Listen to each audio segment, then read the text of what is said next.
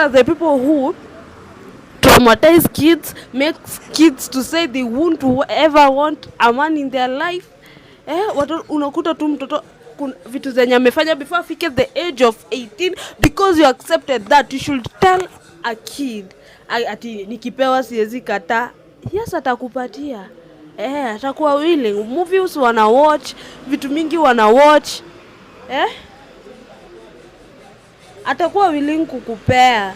Lakini are you willing to expose that kid, a young age kid?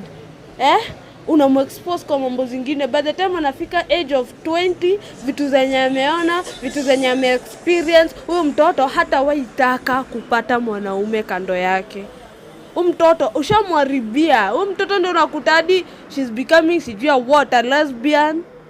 She's becoming yes, hakuna mali ataitaka man in her life, because venye watu wamemuonesha since she was a kid, you will be giving her trauma. Yes, atasema anataka. Yes, hakuna feelings pia. Yani kasichana, movies wana watch and parents are exposing their kids.